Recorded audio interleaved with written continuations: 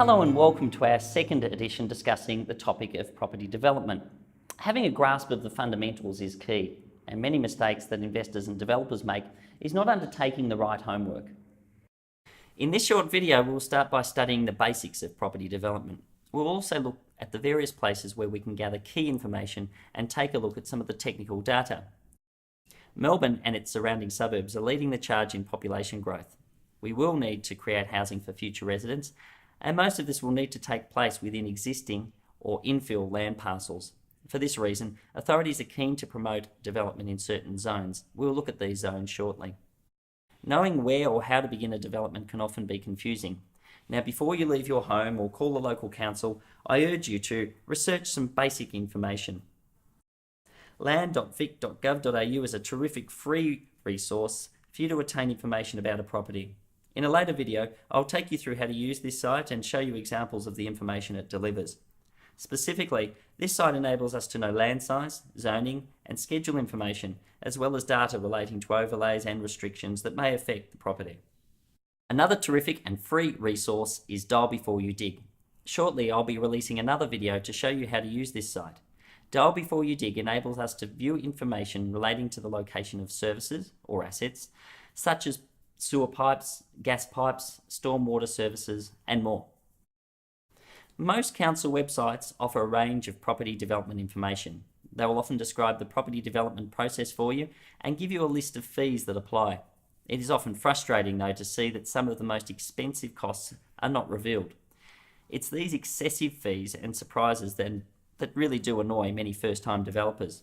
You're often best to call your local council directly to ask them about all the costs that will affect your development, particularly if you're looking to build 3 or more new homes.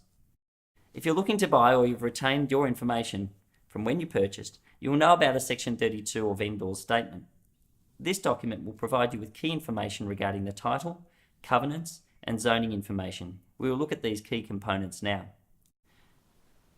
Zoning provisions enable us to determine what types of property can be constructed on individual lots.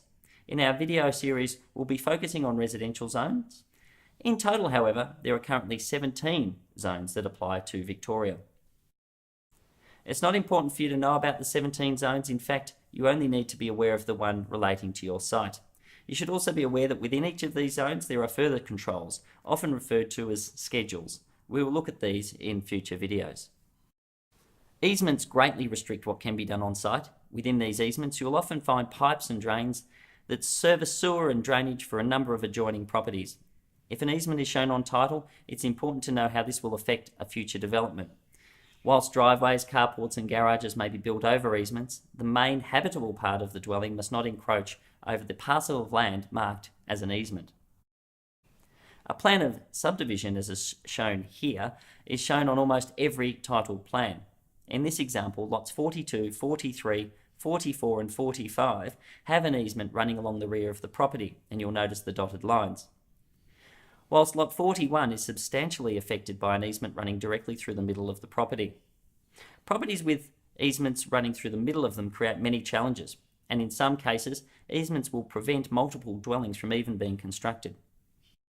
Restrictive covenants prevent or restrict the use of that land. Covenant information is commonly shown on the title.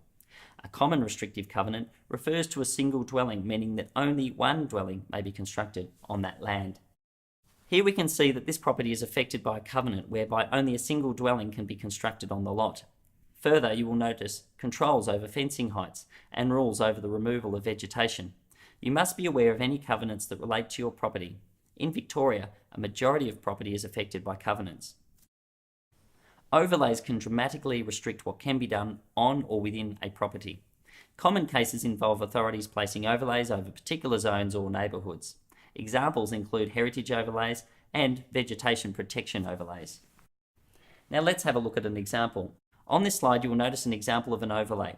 A special building overlay will affect what can be done on that lot. The lot shown in blue must be built to comply with provisions detailed within the overlay definition and schedule. We'll look at these overlays in greater detail within future videos. In the example shown, the schedule requires any new property to be built a certain height now from ground level. This may result in increased construction costs later and should be allowed for. Further information has been compiled for you and is available for free. If you'd like a copy of this publication, simply write or phone us today. Thank you for watching. If you'd like to find out more, visit melbournepropertytalk.com.au.